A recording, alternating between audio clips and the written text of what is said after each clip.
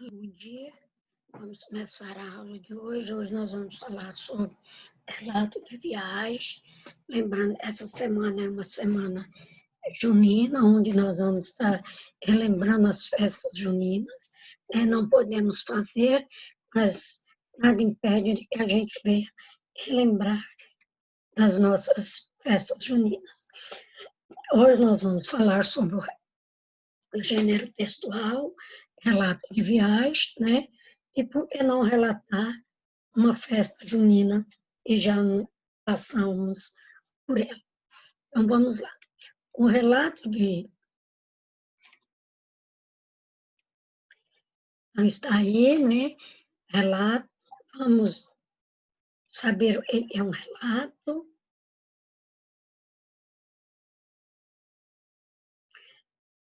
Então vamos aí, língua portuguesa, gênero textual, relato de viagem.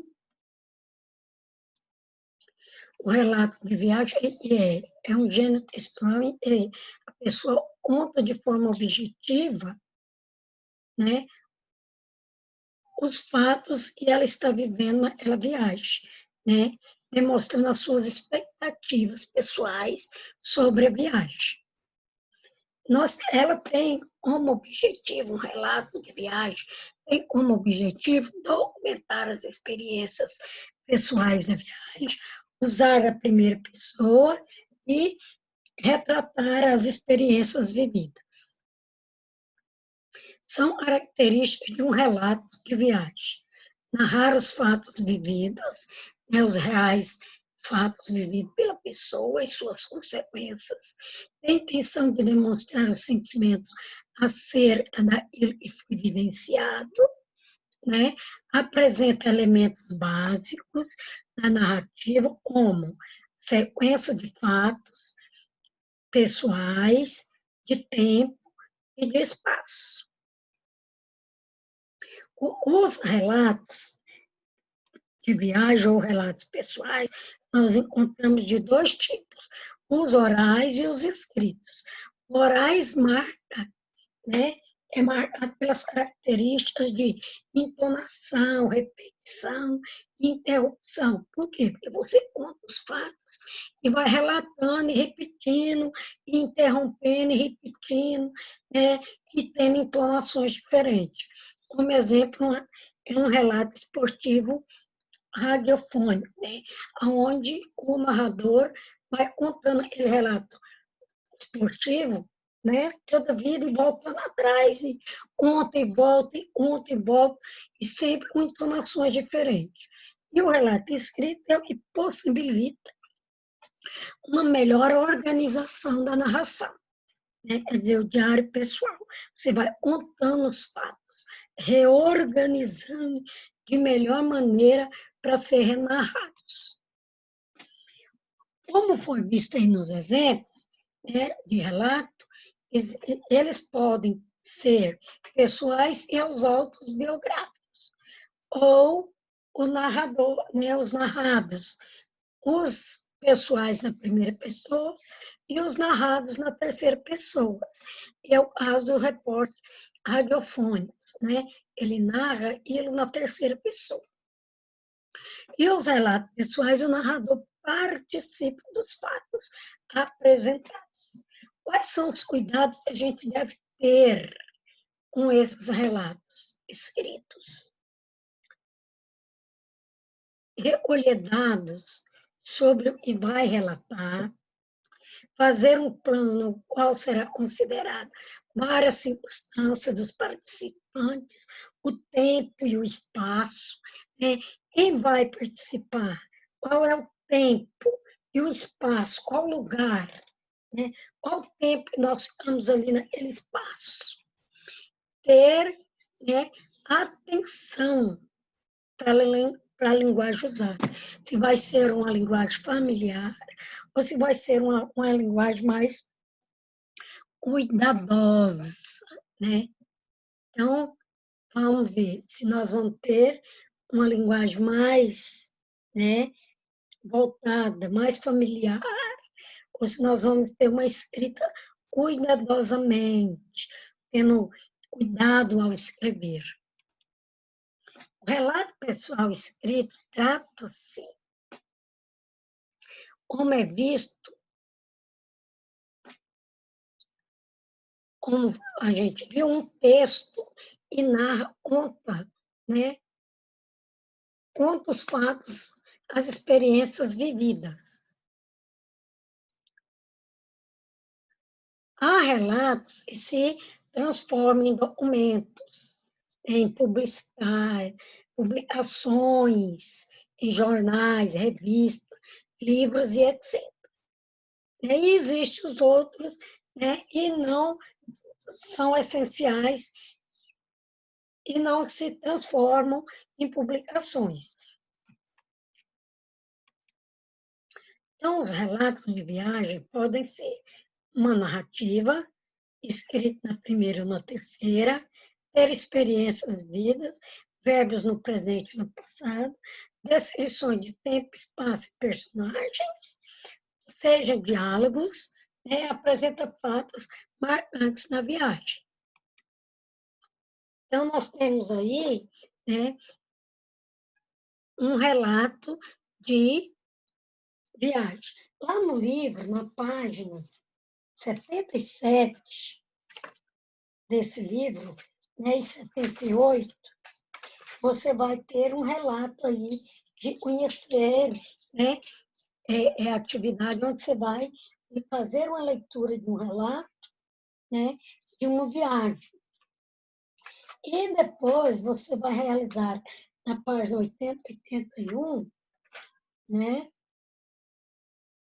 as descrições desses relatos. Então, você precisa saber, né, o que é esse relato, né? Ele vai vir para você compartilhar experiências vividas em uma viagem. Geralmente, tem uma sequência de fatos que ocorreram. Você vai contando como ocorreu esses fatos, né? Então, não podemos deixar de lembrar que eu vou compartilhar as minhas experiências vividas, né, com os meus colegas, em fatos, pode ser oral ou escritos, né, esses relatos, eu vou compartilhar, né, vou fazer uma narrativa, né, desse gênero textual, aonde eu vou, né, compartilhar esses textos, né, esse texto com as pessoas. Eu estou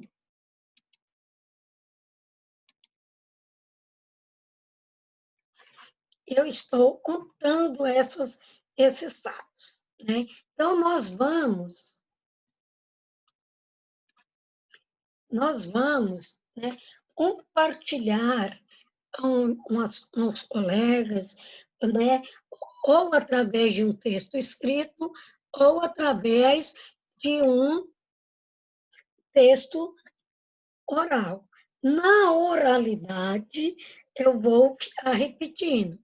Já no escrito, eu não fico fazendo essas repetições de textos.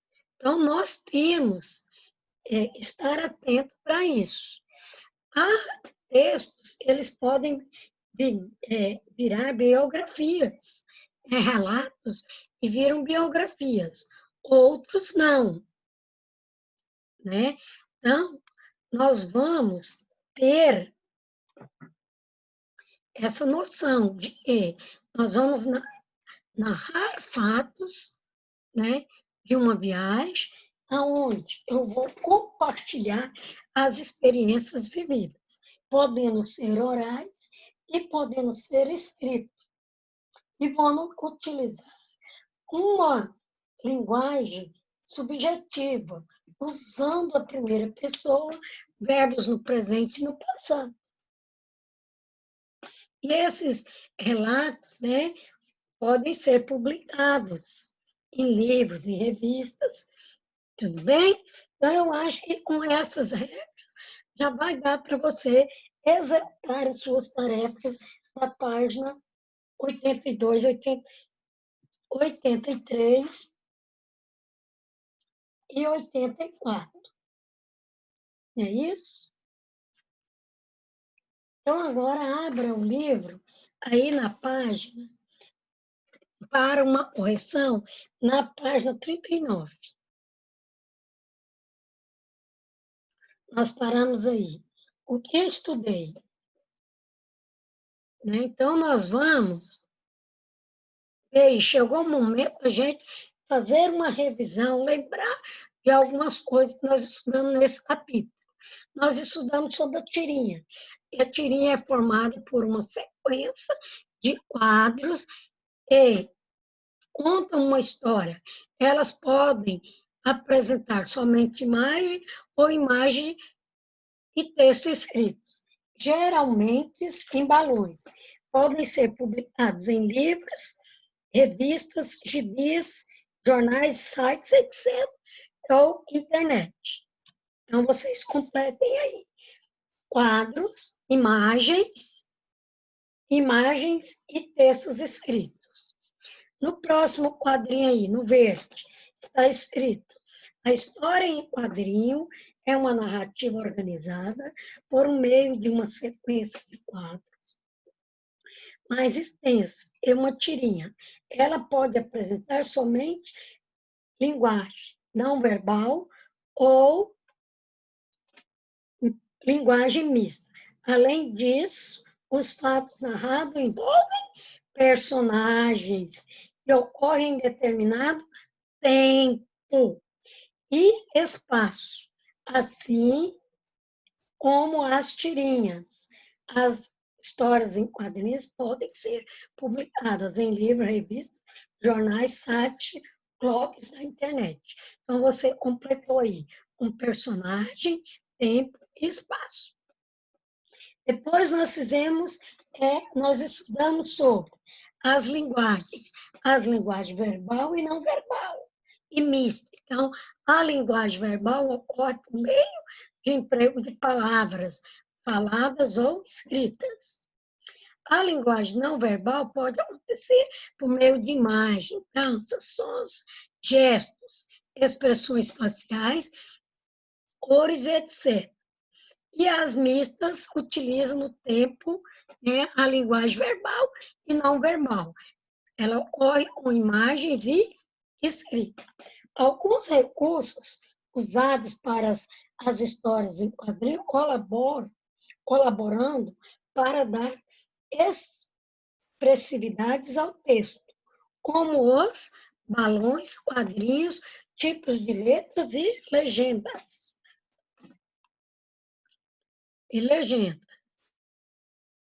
Empregamos, né, o substantivo no singular para indicar o único ser. E empregamos o substantivo no plural para indicar mais de um ser. O substantivo coletivo, embora indique um conjunto de seres, pode ser usado no singular e no plural. Os substantivos podem ser empregados com 2 graus de significação, e é o aumentativo e o diminutivo. Além de indicar tamanhos, eles também podem ser utilizados para expressão, afetividade, proximidade, desprezo, ironia e outros. Essa foi a correção de hoje, né? A partir de amanhã, nós vamos começar a corrigir o capítulo 5, né? Sobre as instruções do dia a dia, onde nós vamos falar de receitas, né? Nós vamos falar, né, de como fazer uma receita. Nós vamos aprender também sobre adjetivos, nós vamos estar falando de adjetivos, vamos estar falando, né, de como são os adjetivos, como eles podem ser, né, usados. Então, a partir de amanhã, nós estaremos corrigindo o capítulo 5 do livro, né? Hoje nós vamos estar encerrando. Agora, quero deixar um abraço, né? Um abraço, amanhã vem todo mundo em caráter, né, junino, para a gente estar relembrando da nossa festa junina. Já que não pode fazer a festa junina, vamos fazer virtualmente, né, usando nesse mês e nessa semana, relembrando aí o São João, São Pedro, né, essa festa que a gente não pode deixar morrer, né? São uma festa passada de geração em geração. Tchau, até amanhã.